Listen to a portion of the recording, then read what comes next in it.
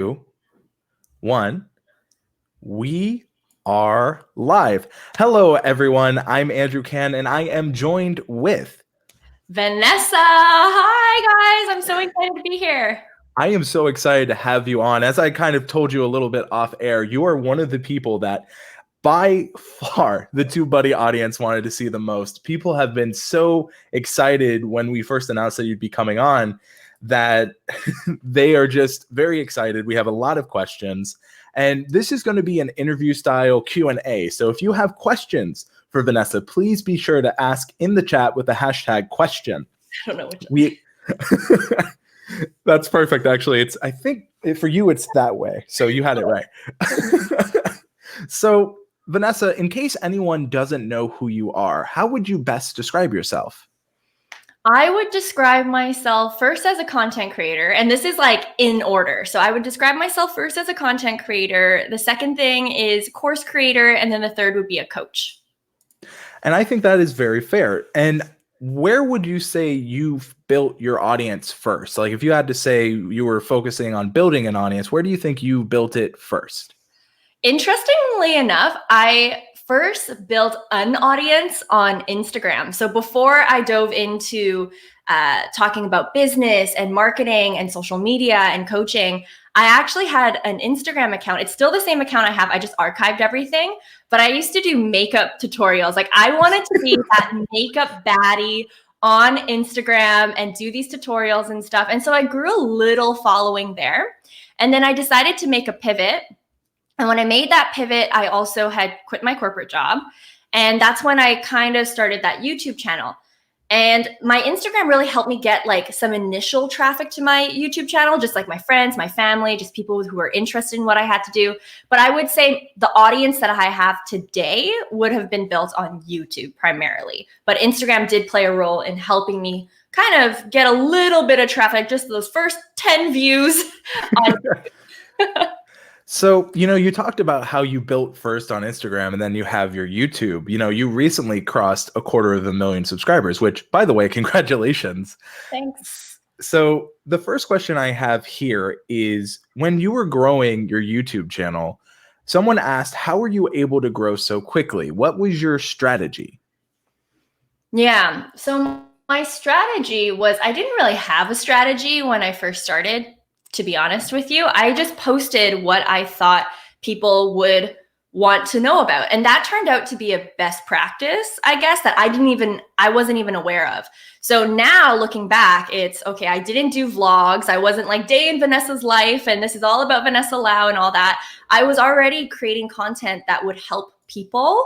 And so I was first starting off with creating content all about how to quit the corporate job, because I had just lived through that. And I knew that so many millennial people like were in the first few years of their job and feeling the same way that I did, feeling a little bit trapped in the rat race. And so I started creating content about that. And the reason why I believe I was able to grow fast was, number one, I created content that people were actually looking for. I put a really interesting spin to something that was already done here on YouTube.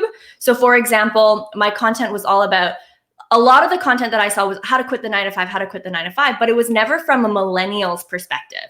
And so just by making that little shift, I was able to rank with that video or with those videos because it was just a fresh take on a subject that was already talked about in the YouTube space. And then another thing that I would say is the reason why I grew so fast too is because I didn't necessarily confine myself to a niche when I first started. And I know nowadays there's a lot of like marketing experts, including myself, that would say you need to niche down, you need to niche down, you need to niche down. But if I look back on my journey and how I really did it, is instead of just pigeonholing myself to a niche and saying like, I'm only going to talk about quitting the 9 to 5, I instead thought about my target audience. And so I was thinking, okay, who is this millennial person? What are their interests? What are they living through? And so I would sprinkle some things like quitting the 9 to 5 topics, graduation, mindset stuff, budgeting for millennials. So I really just kind of branched out to different topics. And there was one topic that I experimented with, and that was Instagram. because I knew that millennials were social media savvy and they probably wanted to learn about Instagram and all that. I threw up 5 tips on it about Instagram. That video ended up picking up a lot of traction. To date, it's the video that has the most traffic generated, most views. And I saw a trend and I was like, oh, that video is doing really well. So let me try to do more Instagram videos just to see what would happen. And naturally, I followed the trend. I was really quick to identify the things that were working astronomically well on my channel. And I continued to produce the same videos of that nature that would also produce like that particular result. And that's really how I was able to grow really fast. Was number one, I was flexible.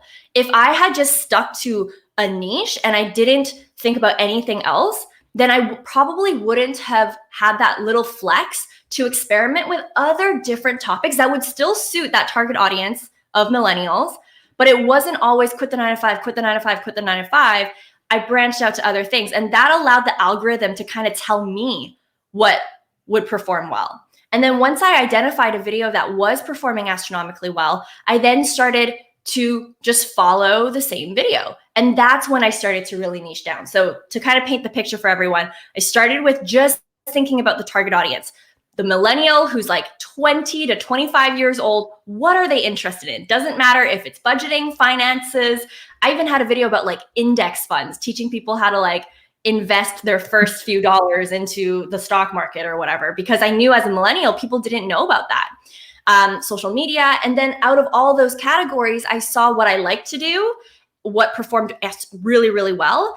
And then I started to really niche down. And today my channel is primarily about Instagram, social media and all that. But it was because I was flexible to begin with, if that makes sense. No, and I think it does make a lot of sense. One thing you said is you were able to identify gaps in the market. Like going back to your 9 to 5 story, one thing a lot of people will do is that they may identify a gap to the market, but what you really were able to do as well is say, my target audience right now is millennials, and what are their struggles? You went from a place of personal, you understood because you went through it. So you added something personal. And then through that, you were able to find your audience through your own personal growth and journey. And if you look at your channel, I think that's very true and very apparent. Mm-hmm. So, speaking of your own personal growth and journey, a lot of YouTubers, especially in this chat, have been wondering, they're on their journey. You said that you didn't niche down traditionally, but you recommend it now. At what point would you say you realized maybe I should focus down on this subject, in your case, Instagram, a little more? Yeah, totally. Actually, I should share. Can I share my screen and show Absolutely. You guys something? This was something that I prepared for like a presentation that I was doing. And it kind of really highlights like how I really knew that I should probably niche down. So let me just share my screen. And Rob says, so simple, but makes so much sense. While you're doing that, I see a lot of familiar faces. I see Harley Pebley. I see Beanie Draws. I see Ike. I see Epic Ethan. I see Steph Despite MS. I see Eileen. I see a lot of our familiar faces, and a lot of love is coming your way, Vanessa. So I'll add your screen to the screen share to the screen so people can see it now. Okay, so you see my screen, right? You see that right here, these were my older type of videos. And as I said, I just focused on my target audience of millennials, talked about how to attract your top mentors, how to overcome fear of quitting your job, all these random things, right? It was doing decently well. I mean, the views are much higher now because this is a recent screenshot, but back then, I would say maybe like less than 1,000 views. Mm-hmm. And then I had this one video that I experimented with. And at the time, I actually thought that this video was going to tank because it was so different-ish from what I was used to doing. But I wanted to test it out and someone wanted to collab with me. And that was the only thing that we had in common. So we did social media and I tried to make it work. That video started to get so many views. I guess YouTube picked it up or something happened. And I didn't necessarily catch on to that. I started to continue, as you see with these videos, to do what I was normally doing, talking about goal setting, why your parents don't support you, whatever, quitting your job again. As you can see from the views, it was still doing decent, whatever, right? And keep in mind, these views are much higher than they were back then. Then I was like, you know what? Let me try to do more videos about Instagram. And boom, boom, boom, boom, boom, boom. Look at the views on all these videos.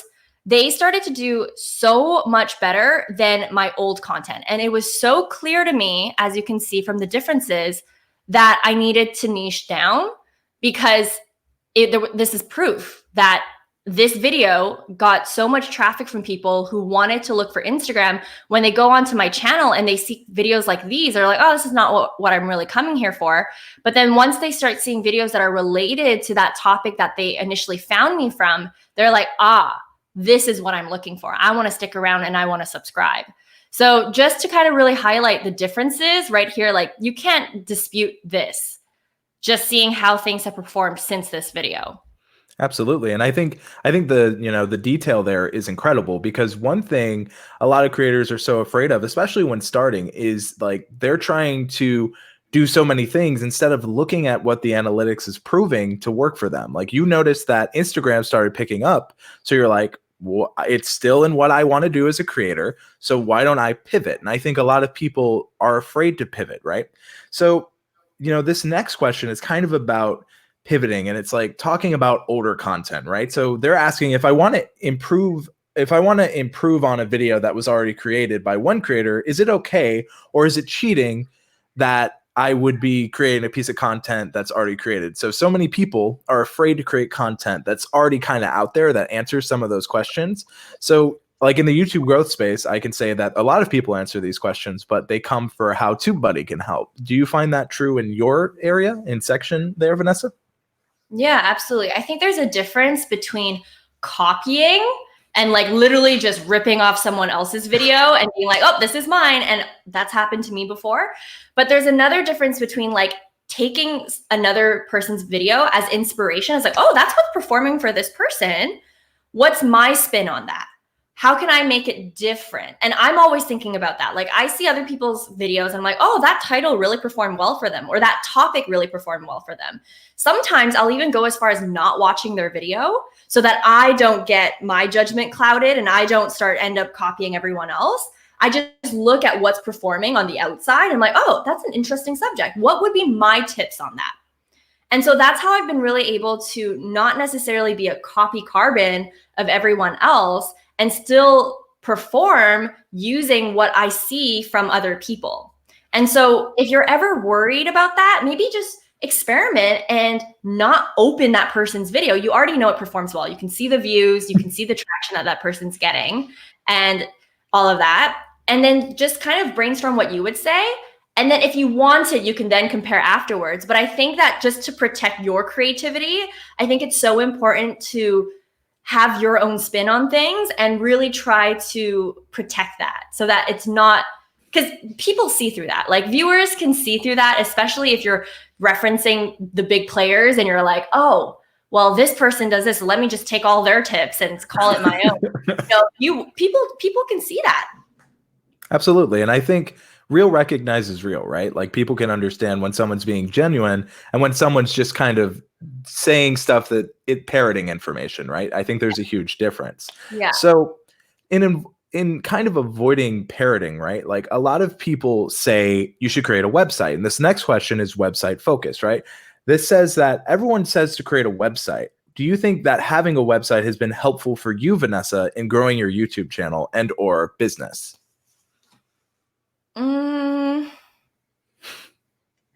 Website, I mean, website is like, it could be your homepage and then your about me page, which I don't think does anything. I think that if you need to have, I would say if anything, a lead magnet is probably more important than the actual website itself if you're starting out. And when I first started my YouTube channel, I just told people my website's under construction, guys. Like I don't have anything ready, but I download this lead magnet or sign up for my mailing list. I think that collecting those emails was more important for me than actually getting traffic to my website, at least before I even had anything to sell. Because what you can do is once you start collecting those emails, and the YouTube algorithm is so different from what it was like years ago. I personally don't get videos recommended to me from the people that I've subscribed to. I only get things that are pushed from the algorithm now. And I'm sure that it's the same for you, Andrew, same for everyone. Like I'm subscribed to TubeBuddy and I don't see your videos on my page because it's all like other people's content that I haven't subscribed to. And so I think it's actually more strategic to collect those emails, because even for me right now in my business, every week we email our list saying, hey, we have a new video. because that is my touch point with these people that they don't necessarily have with me on the YouTube platform natively. Now, when it comes to the actual website, once you do have a product to sell, you could put your sales page on there and everything like that. But I wouldn't necessarily say that you need to have a website just to have a website. You need to be strategic with your website. Are you selling something? Are you going to be collecting emails from your website? Maybe having people sign up for your newsletter? If it's just a simple website of like an about me page, then that's a different story and it's not as strategic. Doesn't really lead that audience to anywhere. I think that makes a lot of sense. And it also really, to answer the question, depends what you're trying to do with your website, right? Like if you're really going after, let's say, brand deals, having a website can really help in that way. But if you're trying to like grow your business or get your content in front of people, I definitely agree with you, Vanessa, that having a lead kind of magnet and generator so you can connect one-to-one to your audience is invaluable. So one of the best ways that I think you definitely know to connect to your audience one-on-one is through like Instagram and these other, social media. So this comes from My Tech Lip Golf, and they say, what's your advice, as you mentioned, to use multiple platforms to kind of cross-promote each other?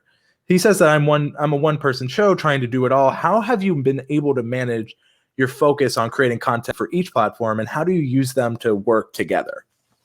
Oh, so helpful. So I think it's important to first master one platform before you start doing all the things. A rookie mistake I see a lot of people making is they see people who have teams, like they see like Gary Vee or even me, and they're like, oh, this person's on Pinterest and LinkedIn and Instagram and YouTube and TikTok now and all the things and Pinterest. Like, I need to do that. But you have to keep in mind, as a new creator and maybe someone who doesn't have the capital to hire a VA yet or have a team to help you repurpose that content and expand your reach, you are going to end up, number one, burning out. And by burning out, you're also going to your quality of content on your YouTube channel is then going to decrease because you're burnt out. Maybe you're only going to be able to do the bare minimum now on all the platforms and put 10% on all the platforms instead of just going 100% all in on one platform alone, right? And so for me, I had my Instagram. It was like, I mastered that. I knew that I had to post, once a week or something, be on stories, the basics. Then I had my YouTube channel and I just doubled down on my YouTube channel in the beginning. And I went from posting one video a week to really mastering my skill, nailing down the basics, and then doing 2 videos a week. So instead of doing a new platform, I just did more videos. And that was really helpful for me to grow even faster because in the beginning, I was doing more than 1 video a week to make sure that, number one, I was consistent and that I could get as much content out there on YouTube and that people would be loyal to my channel and they'll be like, I know this girl, every week she delivers. And so so what was important for me was to pack down that consistency on that one platform first, because it doesn't make sense that if you can't even be consistent on one platform, how can you expect yourself to be consistent on 5 other platforms? True. Right? So I started being consistent on YouTube. Once I got the hang of it, once I felt confident, and now doing a YouTube video doesn't take me the whole day and it takes me about an hour still. It's still a process for me. I then started to be a little bit more strategic with my Instagram. I, at that point, had created so many videos on YouTube that a lot of the content on my YouTube channel, I just repurposed to my Instagram. If you actually look, and you guys can take some time to creep me on my Instagram right now, if you look at some of the posts that I do, the carousel posts, the shareable content, a lot of that, my team and I literally look back at all of the videos that I've done on YouTube. We transcribe it through like Rev, and then we just pull information from it, and then we repackage it and put it to my YouTube channel put it to my Instagram feed, because good content is still good content. And today, a lot of these videos have also been turned into blog posts that now have Pinterest pins on them so that we're getting more traffic. A lot of them has also been repurposed and reshared on my private Facebook group. And so I spent the first year, I would say, doubling down on my YouTube, building that inventory of content.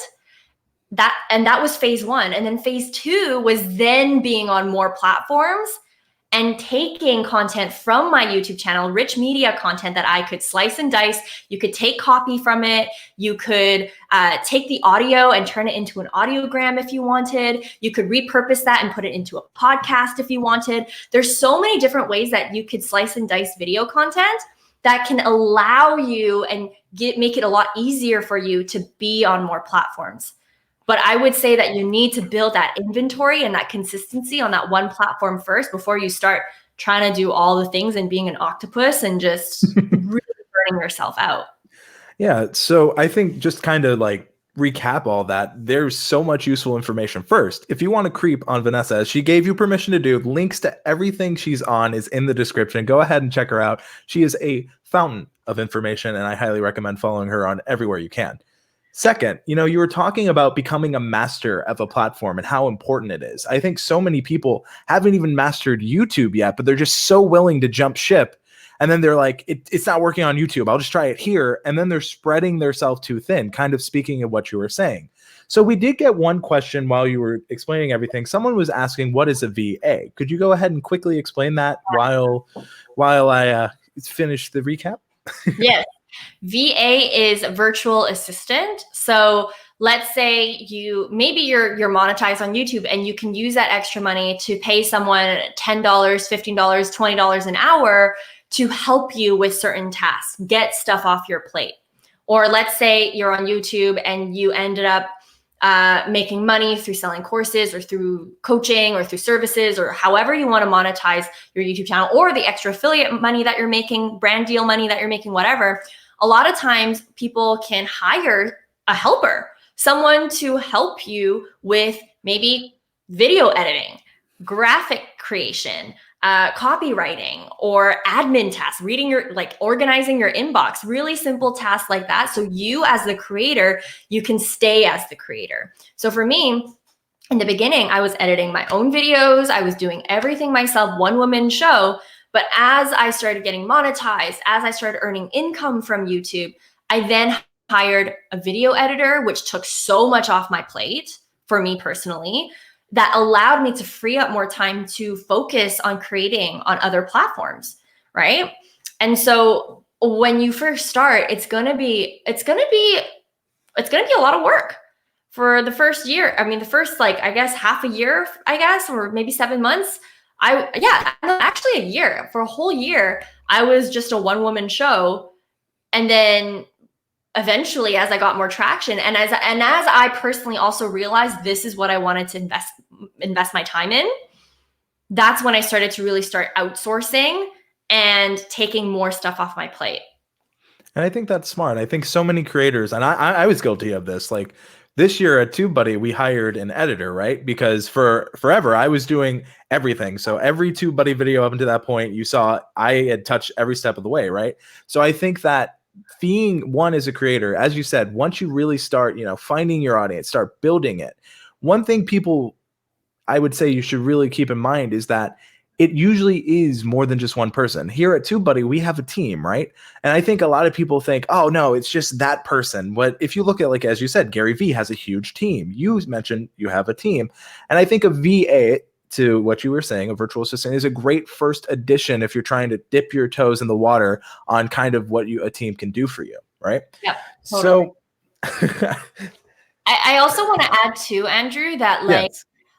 Also, two things to really have a lot of self-awareness around as a new creator or as a new entrepreneur or anyone is, number one, the people that you tend to compare yourself with have a team, have, people helping them in order for them to do all the things. So that's one thing to be aware of.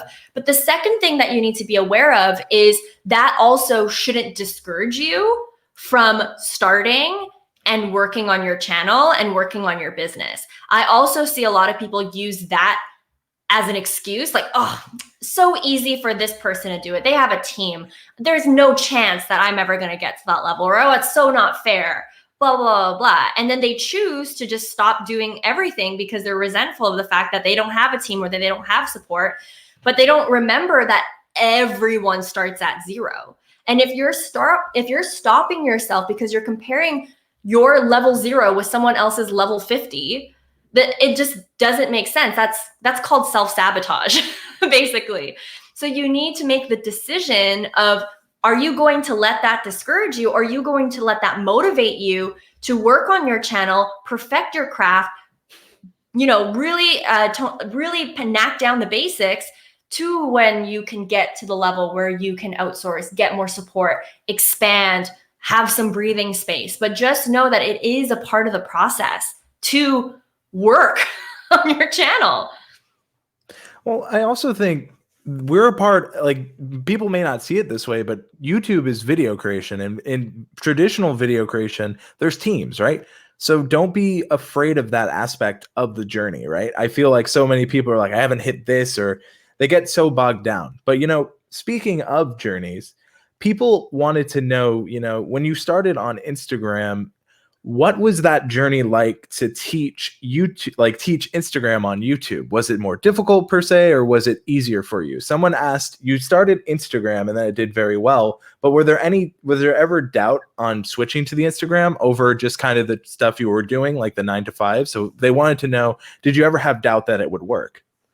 I had doubt. I was so surprised that it worked. I was just, I think I said this in the beginning, that I was just not sure if I even wanted to do the video, because I was like, this is so out of, it's a little bit more out of what I'm used to doing, which was back then 9 to 5 content, budgeting, anything for the broke millennial that's like really upset at their job, basically the disgruntled millennial. That was the content, and the Instagram stuff, I was like, oh, I don't know. And the tips that I gave too, I honestly didn't know if it would even do well. I was like, this is kind of common sense, I feel. I'm not really sure about it. And I was so surprised that it picked up the way that it did. And I think it taught me a few lessons. The first one, like I said earlier, is be flexible with your content, especially when you're starting out, so that you have room to experiment, to see what would work, see what sticks. It's like throwing spaghetti at the wall in the beginning. And then once you see what sticks, you start to kind of narrow up and you niche, right? And then the second thing that I learned is, you never know how much you know until you meet people who know less than you. And that's just something that I have learned so much in my business. Like, I would have stopped myself so many times from even sharing what I knew, because I thought, this is easy. This is like, no-brainer stuff. But what I learned is that the things that come easy to you are the things that you should probably share, charge, show your expertise, because it comes easy to you. For me, like, social media is so, like, YouTube, filming videos, public speaking, doing things like this, it comes so easy to me. But for other people, you have to realize that it could be their biggest fear, and they could be looking at me being like, I wish I could do that. And so just remember, the things that come easy to you are the things that you need to lean in on the most, because it's a gift, it's a talent that it comes easy to you. Exactly. And I think that one of the things we found success with on TubeBuddy is just like teaching people some of the basics on YouTube, right? I always say that every winner was once a beginner, right? And most of the experts aren't going to be looking for the content we're creating, right? Like, you're not necessarily looking for 5 beginner tips for how to start Instagram, right, Vanessa? But the audience you want to foster, the community you want to build is, and it's understanding that that knowledge you possess is useful and beneficial. Because bringing this back to YouTube is a search engine. There are people constantly looking for this information. And that's the beauty of what we're able to do. We're able to help. We're able to build a community and entertain so many different people. So this next person is asking, and this comes from Laugh You Healthy, and they're saying, as a beginner, should I stay posting my videos once a day, or stay consistent in my schedule? So they're basically wondering the difference between, should I just post every single day of new video, or should I try to stay consistent in the schedule I'm building my audience? Vanessa, would you mind if I kind of chime in? Yeah, sure. Go ahead. So I wouldn't recommend daily for a few reasons, especially starting out. Think about it like this. If you are watching a new TV show, if you can't binge it, that is, if you had to watch every single day to catch up with the show, it'd be overwhelming. So you don't want to overwhelm your audience. And also, you want to give your content time to breathe, because YouTube compares yourself to your previous video. So if your video only had 24 hours to do, and you keep putting new pieces of content, then you're constantly having low performing videos you're comparing yourself to, and it's making YouTube have a harder time knowing how to serve your audience because it has had no time to push it out. So that's kind of how my stance on it. What do you think, Vanessa? Totally agree. I choose consistency over everything. And if you can just commit to once a week, that's already amazing that you can even be consistent to do it once a week. I also agree 100% with Andrew about the whole, exhausting your audience. And if your favorite TV show was played all the time, it's actually interesting. This is actually kind of similar to what we were talking about before we jumped on live. You were saying about, this is the most amount of views or the most amount of people waiting for a live stream in a while. And I was like, I think it's because I don't do that many collaborations. And so because I don't do many, when I do, there's so many people that come in and watch because it's not a normal occurrence. And I think it's kind of very similar to what you were saying about not exhausting your audience and having something that your audience is looking forward to.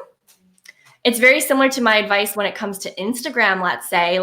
People want to post every single week. I actually tried that. I tried to post a lot to test out if I would do better on Instagram. And I didn't, because people were like, oh, it's the same thing. Oh, I can expect this from Vanessa every single day. And in the moment that I just decreased that frequency, I ended up getting way more engagements, way more impressions, way more traction, because people were like, yes, Vanessa posted something. Awesome. You want to have something that your audience looks forward to. And when you do it daily, at least, it dilutes that excitement.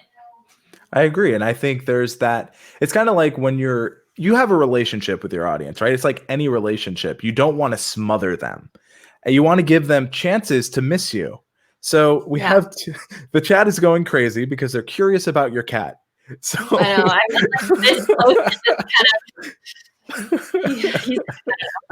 I understand that. I've had my fair share of I've had mariachi music start playing. Life's weird. But we have one from Azalea Hart, and they say, any advice on channels that have been a hit by the algorithm and views on videos have decreased exponentially? They're they have 200K sub views, but only about 1,000 views per video. So they have a large audience, but they're not really getting the views they used to. What would you say to someone who has a large following, but their viewership is starting to decrease? One thing I would say is there's a few. Oh my God, my cat. There's a few things. The first one is, I also believe that not every video is gonna do well.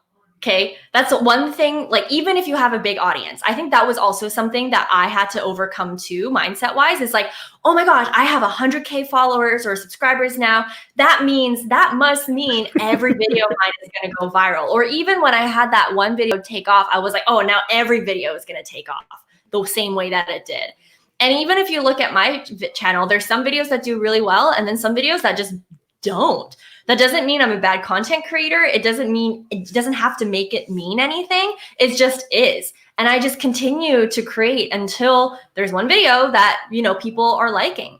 So that's one thing to kind of remember, is that you have to realize that not every video does well. And you can see so many other YouTubers that have a lot of subscribers and their videos aren't in the millions or in the 100,000s and all of that. And an interesting thing that I've also noticed, and I don't know if Andrew, you have more data, insights, algorithm stuff about this, but I've seen YouTubers that were crushing it.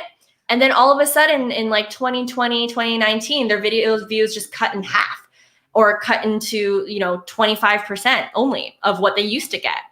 And so that, to me, when I see that, I'm like, oh, wow, if it's happening to them, if it's happening to everyone else, it doesn't mean my content is bad. It doesn't mean that I'm a bad content creator. I think a lot of content creators, we take things so personally when things don't perform well.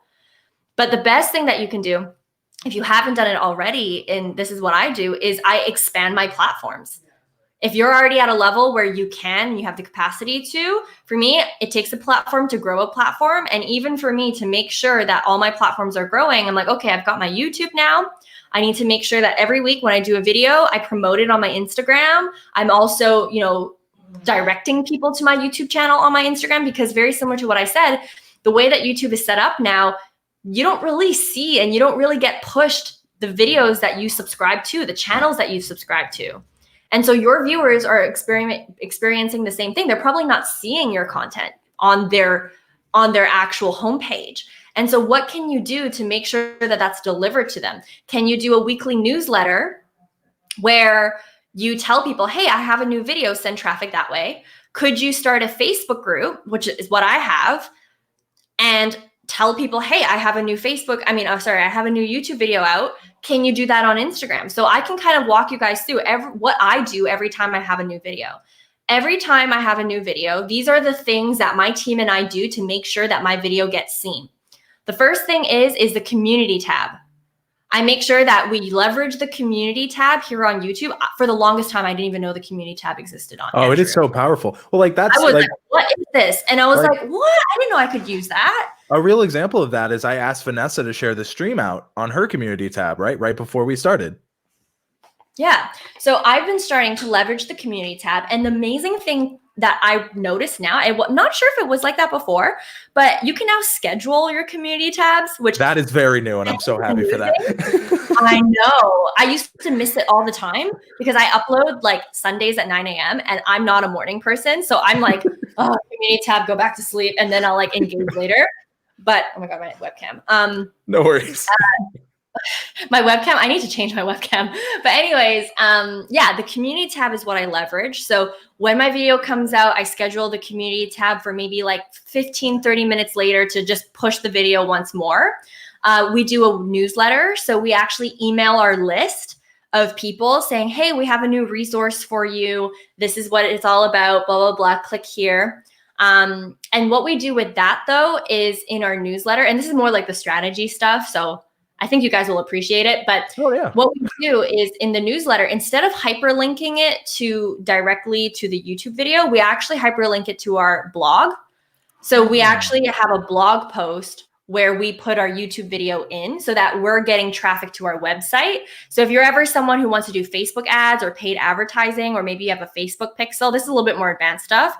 You know, it's better to send traffic to your own website so you can own the traffic versus just sending it to like podcast, YouTube, wherever, where you don't really get to own the traffic. So if you are someone who's a little bit more advanced and you have the capacity, you guys can check out my website and check out my blog. You can see how we do it. But we send traffic to the blog, which will have the YouTube video there. And then if they view it, I'm still going to get the view. So it's totally fine. And so that's what we do. We do the newsletter. We also do teasers. So my editor, and this is something that you can do. I used to do it myself before I had an editor, but I would just take maybe like a 30 second or 1 minute snippet of something interesting I said in the video. And I would put that in my Instagram stories and tell people to swipe up or to click the link in my bio to watch it. We would also put it in our Facebook group and our Facebook page, so that people can, know that we have a new video. So we're just really tapping into all the platforms that people follow me on and telling them, hey guys, we have a new video. And that has really helped us to just make sure that we're still seen and visible by our audience. It's no longer, let me just upload a video and people will automatically get a notification about it. No, they don't. You have to make that effort to really tell people about it. And if your other platforms aren't necessarily at the level where you have a lot of people on it, then that's where you can leverage your YouTube channel and grow those platforms. And so even for me, a really clear example is we recently just launched a podcast show, and we need to grow the podcast show, and it takes a platform to grow a platform. So now at the end of all my YouTube videos recently, because I want to grow the podcast, that's where I want to put my energy towards, I'm saying, hey guys, by the way, before you go, just know that we have a podcast show. It's called Turn Your Followers into Clients. Check it out. Link in the description box. So whatever we're always trying to grow, we always mention it in our YouTube channel so that people know where to find it. And that's how we really create that ecosystem of growing all the channels together. And I think that is so smart, because one thing you're doing very well is you're wrapping every point you make in a bow. And I think that's the sign of not only a great speaker, but a great person who is a master at this, right? So a lot of people, you talked about how it takes a platform to build a platform. That's what you were able to leverage when it came to like the YouTube and Instagram stuff. You were able to use both platforms to help build one another. And I think that's very smart.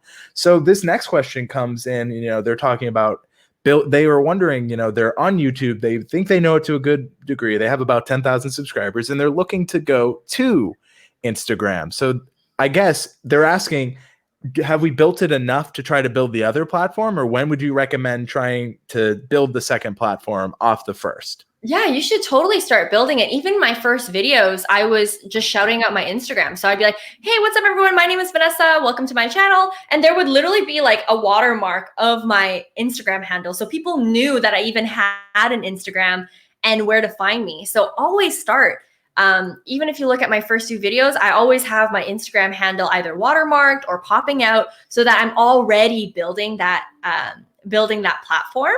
And so I think you were absolutely ready, especially with 10,000 subscribers. Like, even if you have 0 subscribers, because remember, here's something that's really important to remember is the reason why I love YouTube so much is the content stays there for so long. It's not like Instagram where it's very relevancy based. Oh my God, my cat just spilled tea all over the floor. It's not like Instagram. It's not like Instagram where it's very relevancy based. So for example, if you go on the Instagram feed, you'll never see something that was posted a month ago on your feed. You'll just never see that because Instagram is not about that life. Yeah. Whereas on YouTube, there's like videos that I see from like 2 years ago that get recommended to me. Or if I'm searching for something, it's not the most newest videos that sometimes show up. Sometimes it's like videos from a year ago. Like if you searched how to grow on Instagram, my video from a year ago is still on the first page. And so it's still relevant. And so something that you need to remember is already, if you have an Instagram, if you have something that you want to drive traffic to, already put it in your YouTube videos, even if it's just a little watermark, something like that, or your description box or anywhere. That video is going to take you so far because it's going to be on the platform for so long. And because that video is there, doesn't matter if it's a year later, 2 years later, 3 months later, people are still going to that video and you're still collecting traffic to grow your other platforms. Yeah, and I think that's using your catalog of content for you, right? You're using that backlog. So like, as you mentioned, one of the things you were able to do very successfully is realize, hey, we can just repurpose this old content. But the beauty of YouTube is that it is a search engine based platform. So it cares about relevancy, not as heavily as, Instagram, but it does. Mm-hmm. So what it cares more about is like, how did the viewer feel? How did they react to this content? And did this one piece of content want them watching more from this creator? And when you start understanding that YouTube just wants to put safe bets, like YouTube realizes that if I recommend a Vanessa video, people are more likely to watch more of her content, and they're going to start pushing Vanessa high. But if you're the creator, and like, let's say someone said they're in real estate and they think that it's very difficult to get into. Well, if people start watching your real estate videos for what they need, then YouTube will identify that, hey, this video kept them watching long, and it's going to start suggesting more videos like that. Going on to what you said earlier, Vanessa, that's probably why you're not seeing all your subscriptions, because YouTube notices our watch habits, right? And it biases our results, right? Like Vanessa's suggested is going to be very different from mine. So I would honestly say that that's important, is to think about how your viewers feel and react to any piece of content. So yeah, and one thing just to make sure we close the loop on the person who's asking about growing the platform is, one thing I also want to say too is like, relevancy, yes, but at the same time, like a lot of it's so crazy that like some of my old videos, like the lead magnets that I attached to it were like the old ones that are discontinued in my business. Like I don't talk about them at all. They still exist, but I don't talk about them. They're still getting downloads because people are finding that video from a year ago from searching for it or from whatever. And so imagine that with your Instagram or with any other platform that you're already putting into your YouTube. Another thing that we also do to grow new platforms is we will go back to our old videos and update all the descriptions to our latest lead magnets, our latest platforms. We update all the links because we know that people might search for those older videos, and we want to make sure that we're not sending them somewhere we don't want to send them. So that's a pro tip too for you guys, is if you do like have new initiatives in your business or new initiatives in your strategy or whatever, go back to your old videos, update that pinned comment, update that description box. We do it all the time in our business. And I think that's a great segue to how TubeBuddy can help. We have our bulk tools, which let you go back and update all of your old descriptions so you can use, as I said earlier, your catalog for you. So if you don't know, that is a star level feature, but the moderators will be putting a free trial link to anyone who wants to try those bulk tools so you can go back. You see, that is just that platform. You got to make sure you show the value of TubeBuddy within the stream. But speaking of value, which you have been delivering a lot of, this is a question I've seen a lot, right? This person is wondering, should I use my name as my brand, right? So should I use their personal name as their brand on YouTube and Instagram and all these socials, or should they try to come up with a business name? What are your thoughts on that, Vanessa? I personally, it really depends on what your goals are, right? Like if you want to launch an e-commerce brand, or it's something that you want to have a company name for and you don't want to be the face of it, then use like a business name, let's say. But I personally like using my personal name because I feel like there's way more flex if I ever wanted to change my content, change my ideas, start new businesses, start other things, brand deals. Just really building that personal brand for myself so that people know people know it's me behind the content and it's not necessarily my name. A good example that I noticed, actually, we were talking about Catherine before, is even if the content bug, I noticed she changed it to her name. I wonder why. But I personally am always a fan of using your own name if you want to build a very strong personal brand for yourself. And so that's, Andrew, if you have anything to say about that, but that's my personal opinion. Unless you really don't want to show your face and you want to create this company that has other things underneath and you're just in the back scene, that's something that you can do as well. But I personally prefer using my own name.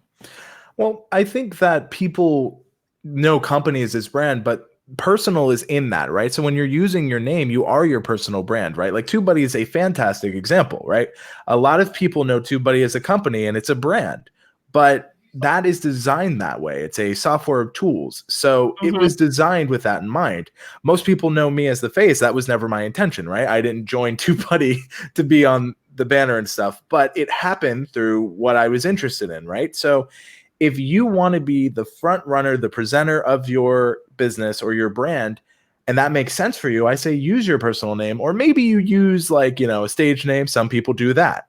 Do whatever you feel comfortable with. If you feel comfortable using a brand name and you want to pivot later, you have the option, right? So you could say, hey, I'm Vanessa, if Vanessa had her own brand, or I say I'm Andrew from TubeBuddy, right? So people who know me on my personal channel are like, oh, he has a personal channel. So there are ways you can do separate. Just keep in mind that whatever you're the most comfortable in doing, but be it for privacy or just how you want to go for it. Totally. I also, for me, I like using a personal name because I change my mind all the time. And so for me, it's I'm such a flip-floppy person that I find that if you're starting out and you're already kind of like, I'm not sure what direction I want to head with this, it's just so easier for your audience that they just know, okay, this is the person. And it's not like, oh, wait, this person was called Millennial Job Hunt. And all of a sudden now her name is Social Media Queen.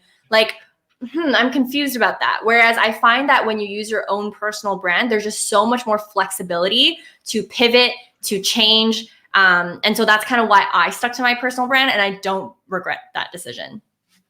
So this next question, I can't speak to, but I guess maybe this is something we can brainstorm. They said, I have my name right now, but I'm engaged and my last name is going to be changing. Should I change my channel to my last name? So that's actually a good point I haven't thought of. I mean, I'm not engaged yet. Send apologies. No, my boyfriend's Curse that Andrew can. Yeah, the other side of the room, like hoping he can hear me. Yeah. But I don't know the answer, but I have thought of that myself. Like when I get married, like what I would change my name to. I feel like because for me, I've built a brand around my name. Just the idea of changing my domain, changing my brand, changing all of that. I don't think I would change it myself, or maybe I might hyphenate it or something. But I think it's such a huge personal preference for that. Yeah. And I unfortunately, I really don't have the answer for that because it's just such a personal decision. But just know if you do change your name, you're going to need to probably update a lot of your marketing material potentially. Yeah. And that's just the name of the game. If you are planning to already change your name, I would just reserve the Instagram handle for it. So yeah, well, that's what I was going to say. You can do it. There's just some logistical things that you're going to need to overcome, and you're going to overcome it. And I'll probably need to overcome it when I make my decision of what I want to do when I get married. Yeah, and that, hey, at least we know there's interest. Look at that, finding interest in things like that, because I don't know how many people are talking about that, but obviously my last name's not going to change, so that's not something I actively think about. But the only advice I could give you on that is go ahead and register. If people know you've changed your last name, like maybe you mentioned it, I would register those domains anyway. I'd claim them, because the last thing you want is someone to take it from you and use it against you. So just be proactive. Maybe don't announce what your new last name is going to be right away. Maybe you just, think and claim all those stuff, as you said. But yeah, that's actually something I've never really thought about, but it was an interesting question. Well, I guess because you don't have to think about it. I really don't. But yeah, I think it's a good point. And even for me, I'm like, I should probably claim the last name. Just know that it's whatever. There is no right or wrong. Just know it's going to be a process, just like with anything, and it's not a good or bad thing. And you just have to be proactive. If you already know that could be a possibility, like Andrew said, and like I said, claim the domains, claim the username, so that you have it and you can really own it and pivot into it. This person asks, I have a name, John Brown. What should I do for my personal brand? Well, John Brown is very probably competitive. So that's actually an interesting question. So I mentioned a stage name. Is that an instance where maybe having a stage name, or actually I can think of a great example. There's Mike Brown from, so he has a brand. So maybe that's where, if you have like a common name, you can focus that. So yeah, sorry, people are really, really interested in like the personal brand versus like a company name. So I guess that's kind of why we focused on this. So to kind of just remind everyone in chat, please feel free to ask questions. And also someone asked, how close are we to breaking the record? We're actually only about 90 away from breaking the previous record. So if you guys want to help Vanessa break our live stream record, you absolutely can. I can't see anything, so I'm like, oh my gosh, okay, I need to tell my Instagram peeps. Let's get on here. So while you were telling your Instagram page, I'm just going to be looking at the chat, and someone asked, they're using TubeBuddy. They haven't been able to get a lot of installs. What would I recommend? Similar to what Vanessa was saying earlier, is just mention you're using TubeBuddy if it makes sense to your audience, right? Like if you are a plumbing channel, for example, and your audience is coming to learn how to fix things in their home, it may not make sense to talk about TubeBuddy in that way. But if they have questions on how you're growing your YouTube channel, you can always include it, right? So it's one of those things where it's making sure you're delivering the value you promised your audience, right? So like if Vanessa one day is like, you know what? I don't want social media. I don't want any of the things I built on my channel. I'm going to talk about gardening. Well, Vanessa has all the power to do that, but she also has to realize her audience may not care what she thinks about gardening. And that's just, as we said, part of the game. I think it's so important when you make pivots. Like, I don't understand why people, when they make pivots, are all of a sudden like, what? Like surprise Pikachu face meme? Like, what? Nobody's liking my content anymore? What? People are unfollowing me? It's like if your favorite creator that you follow for makeup all of a sudden does dirt biking and no makeup anymore, you're naturally going to self-select. And it has nothing to do with like, I hate this person now. It's your interest, right? And so just know that when you change a niche and when you pivot, you are entitled to do it. I'm so for building a business that you love, and it's going to take pivots. It's going to take a lot of trial and error. You don't know if you like something until you do it. And then you are totally entitled to change your mind. That's the beauty of being a creator, the beauty of having your business. You just have to know what the process, the natural process is going to look like of people self-selecting, you rebuilding. It's going to take some time, but you need to be patient. It's literally the name of the game when you make a big pivot in your business or in your content. But go ahead. Sorry, Andrew. I'm like fired up, but I do think what's important though is communicating with your audience. Sometimes people are like, I don't want to tell my audience, I'm just going to like drop the bomb, blah, blah, blah. But what I have found that worked really well for me personally, and I think is the reason why we're so close to breaking the record, is I really try my best to involve my audience and tell them what's on my mind. The other week, I was debating between launching, a new course or this course, and I was so torn with the decision. And instead of just keeping it to myself, I just asked my audience, I was like, hey, I'm going through this thing right now. What would you do if you were me? Can you help me with this? And they feel so included. And I feel like not a lot of content creators do that. They don't involve their audience. And you'll be surprised. A lot of people really, really do want the behind the scenes of what you're going through because they look up to you as a role model. And even for me, I really regret when I first started, I regret not documenting enough of my journey because I was embarrassed. And I was like, oh, nobody would care about this. Like, who am I? Because I didn't think that I would ever be successful. And so I was like, oh, it's just a waste of time. And I really, really, that's like my one regret is I wish that I vlogged on the side of what I was going through to grow my journey. Because I have a feeling it would probably be such a hit if I shared it now today so that people could literally see what I went through instead of doing interviews like this where I have to talk about it. If I have content to back it up and actually show you the thought process behind it. So if you're starting out, start documenting your journey. Now, Gary Vee talks about it all the time, and I wish I followed his advice. And I think that, documenting especially, so this may be a good question. So someone asked, I have a good following. I want to build an Instagram, but I'm not sure what I put on there. Would documenting like what you've done be a good idea to put on like Instagram or something? So, you've built a YouTube channel. Is that maybe a way you could put onto Instagram, like documenting how you're growing your YouTube channel, for example? Yeah, this is something that I share with my own students in my courses is when you're beginning, know that there are 3 different types of experts that exist. There is the results expert, which we always compare ourselves to, which is like, oh, these are the people that already have these crazy testimonials, crazy results, so many subscribers, all these things. They're the expert, they have authority. But you have to remember that there are 2 other experts that exist. Role model expert. So this is someone where I started with, and that was just me documenting my journey, sharing what I knew, even though I didn't have results in it. So I'd be like, hey guys, today I learned that don't go into crappy coffee shops to upload your videos because you need to have really good Wi-Fi if you want a fast upload, or keep that in mind. Like I would literally share the things that I was learning on the spot as I was building my channel and as I was, building my platform. And I was a role model. I was sharing people what exactly I was going through. I was only one step ahead of everyone else. And I was just generously sharing that. And then the third type of expert is the research expert.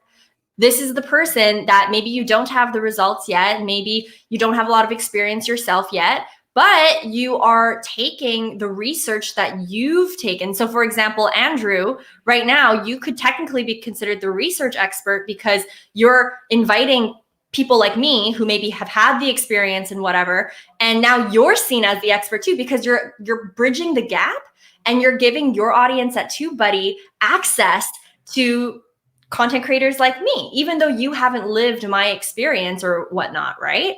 And so remember, there are 3 different types of experts that exist, and you can always you can always rotate between the 3 of them. You don't have to be someone who already has the authority and has the results and all of that in order to create content. You could either just share what you already know and be the role model, or you can connect people with information that you have researched yourself, or that you found yourself, or that you know of. Like if you have a friend that's really great at Instagram, but you're not, invite them on, do a collaboration, and people appreciate that. That's you being a research expert. So there's so many ways to create content, and you don't need to have all the accolades to get started.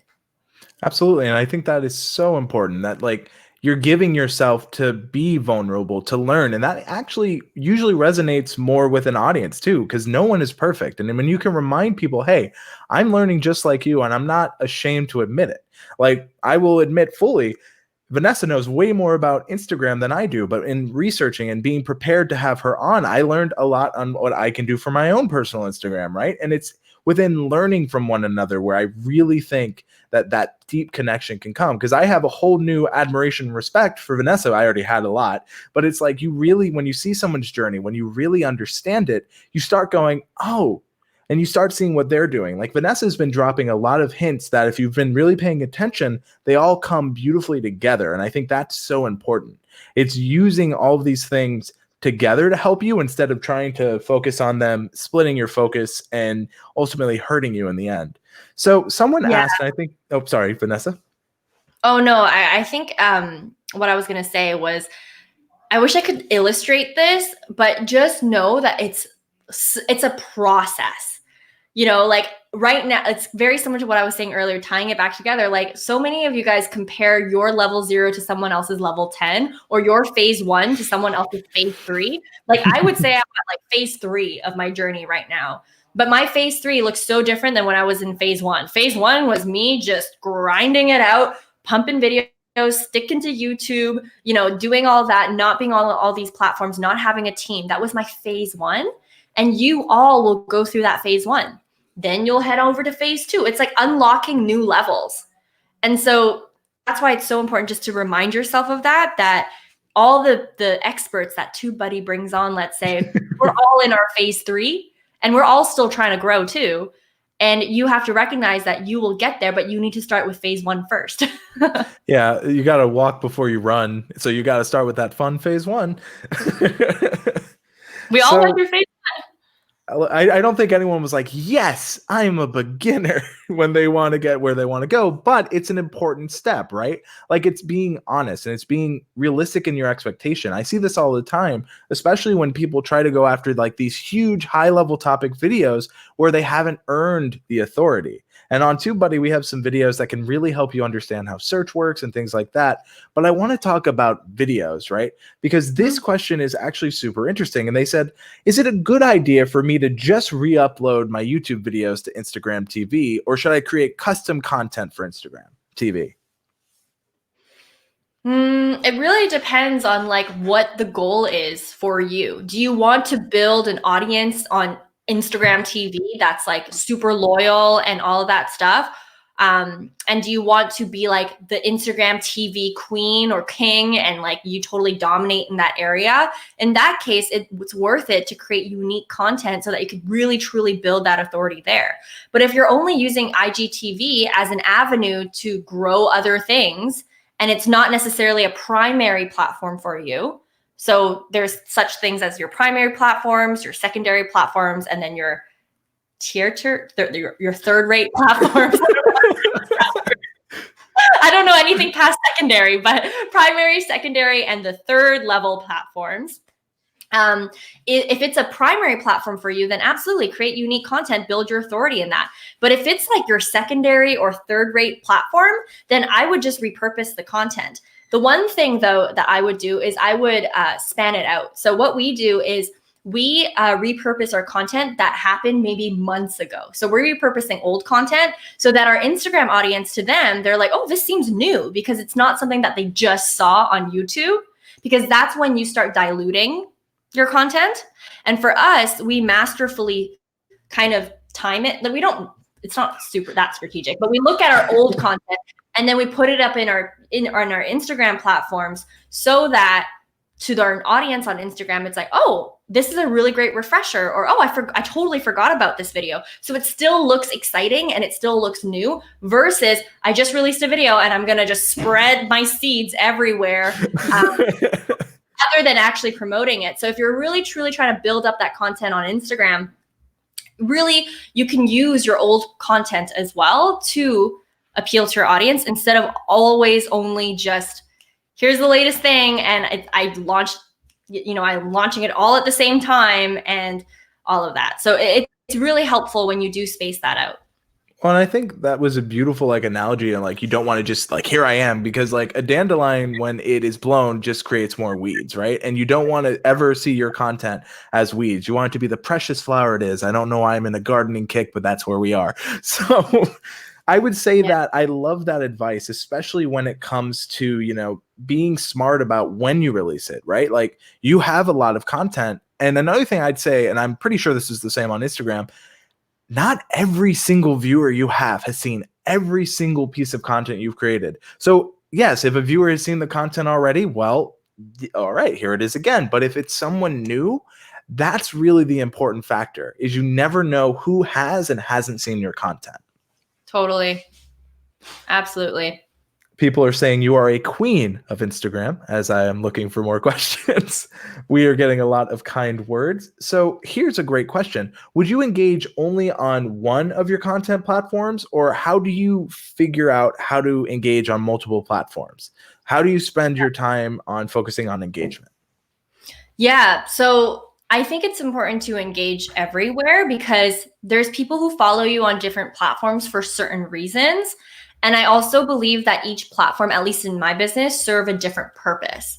So for example, a lot of my new audiences find me on YouTube, and it's important for me to welcome them and let them know, hey, I'm a good person and like me.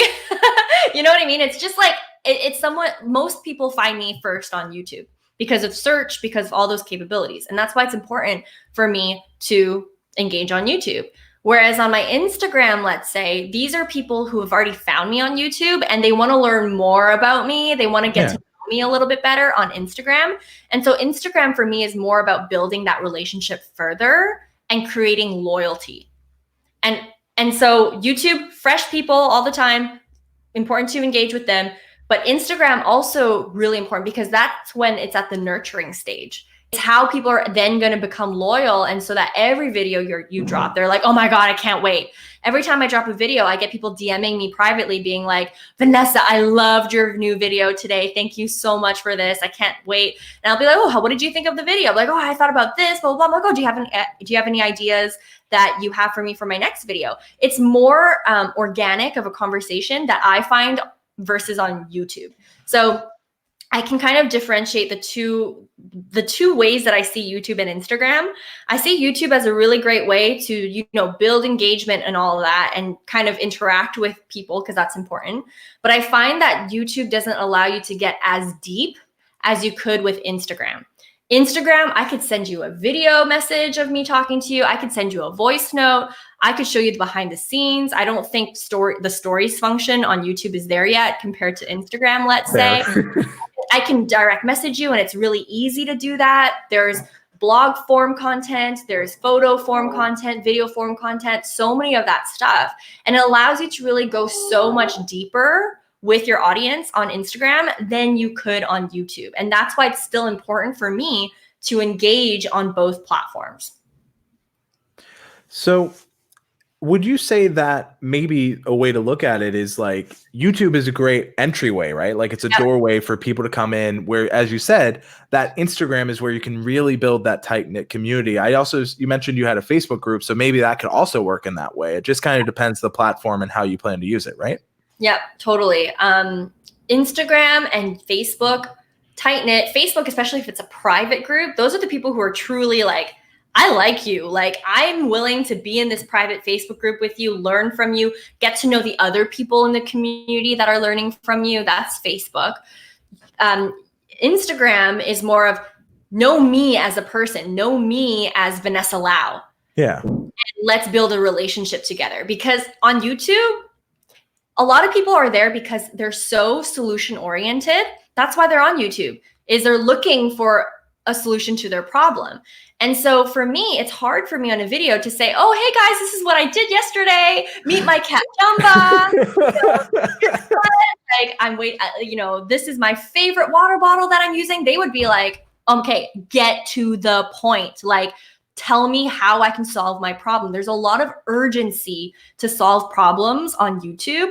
And that's where I find YouTube falls short, is because there's not a lot of opportunities for people to get to know me as a human being, as a person, as someone who has other interests. Whereas on Instagram, it's the perfect platform for them to, in a way, like fall in love with me as a creator even more. Yeah, and I think that's important to know is like understand each platform has a purpose, right? Like as you said, people are coming to YouTube either for answers, sometimes entertainment, but it really depends what you are giving, the value you're providing on each platform. And I think that's a smart way to diversify what you're doing on each platform, something that Vanessa is doing incredibly well. Yeah. This final question I think is very important because I see this asked so many times, and I'm curious your take on it. They say that they are bilingual and they can speak two languages, and they're not sure what they should do with their content. Currently, they're both uploading in English and their second language is Spanish to both YouTube, Instagram. They're wondering, is that a bad practice or what should they do? So I have opinions on the YouTube side, but I'm curious, what do you think? Ooh, it's so funny because in my program, we have 2 language coaches. And someone asked in my private paid Facebook group about the same question because I've only ever uploaded in English, right? And it was so interesting when I saw that the 2 language coaches who also create content, they actually advise to stick to one language because you would have to double your work all the time. And so I thought that that was really interesting that even from people who have had experience doing content in 2 different languages, they also advise to stick to one. Now, that's their opinion, and I thought it was really interesting, so I wanted to share that. My opinion is I think this is a really great opportunity to lean into your analytics and really get to know like what is actually performing for you. Yes. Because you could well be wasting time transcribing everything twice, doing everything twice over, and realize that, hey, actually, like only 10% of people are consuming it in Spanish and 90% of people are consuming it in English, or maybe vice versa. And so you would have wasted a lot of resources to do that. And you could have easily solved that by looking into your analytics and looking into your stats. Another thing too is I don't think that it's if you really wanted to do bilingual on YouTube, at least this is how I would do it, is I don't think it's necessary to, let's say, film the video twice or speak in English and then speak in French and then speak in English and then speak in French, because that also ruins that also ruins the experience. Like even for me, when coronavirus hit, I was like watching the news, and in Canada it's bilingual, so we speak French and English, and our prime minister was like speaking in English one sentence, then French, then English, then French, then English, instead of like breaking it up. It was the worst user experience for me, and I just was like, I'm just going to read an article instead of watching this video. And so I don't think it's necessary to do that, but I do think that there's power in just having the subtitles available if they need it in Spanish or they need it somewhere else. That's something that you could easily do that solves that problem, but do lean into your analytics is what I would say. I'm interested to see what you have to say, Andrew. So similarly, I would actually, for the YouTube side, you got to remember you're segmenting the audience. As Vanessa just explained, like when you hear one, if I don't speak, is the example Vanessa gave, is French, and I came to your channel to learn something, but that video I need is only in French, then I'm completely alienated. Like I'm going to find that information somewhere else. Vice versa, if I speak French and you're the only resource, then that puts you in a huge advantage, right? So it's really understanding like who are you trying to reach? I do know that English is a broader audience in some cases, but if you speak a language that isn't covered a lot in the subjects we cover, then that's a beautiful opportunity because then you have people who can understand you in your native language, and that is so powerful. So instead of putting all that content on one channel, I agree, try the subtitles. If you really want, if you're just like, I want to do both, I enjoy doing both, make another channel for it. And just if people are like, hey, I want this and this, you can link back between the 2 channels. So then if you've noticed like you have a pretty good split, then you have resources for both, and you can grow 2 channels using the same content. Yes, you might be repurposing it, but it's native to that language. I've had people that are just that determined on doing it in both, but I really would lean into the subtitles especially. So, Vanessa, it has been an incredible hour. We've gotten so much information. Where can people find you? You can find me on my Instagram. I'm sure Andrew has it linked, but it's vanessalau.co. And I also think, just go on my website. Even if you aren't interested in following me for like ever, just follow me for a week just to see how I do my YouTube and how I push it out, I think you can learn best by actually seeing it in action. And so I think I really do have a lot of best practices that I do on my Instagram, on my other platforms, on my website. Like if you look at the blog and how I do it, I think that you guys can learn so much from just observing my channel, my account, and how I do things. Really actively, instead of just consuming the content, really see, how is she doing that? Oh, I noticed that when she uploads, she's doing the community tab. And when she does the community tab, she does a GIF. That's really interesting. Like actually study your favorite content creators, and you will learn so much from what they're doing and the best practices that they're leveraging. And I think that is great advice. And I think that just being a student to the people you want to be like is so important. Don't copy, but just learn from them. And I think that's great advice. Vanessa, thank you so much. To everyone watching, this has been a great learning experience. I hope you found this useful. If you want to learn more about TubeBuddy, we have links in the description as well as more about Vanessa. Everything will be linked. Thank you so much once again, Vanessa. And thank you everyone watching. Bye, everyone.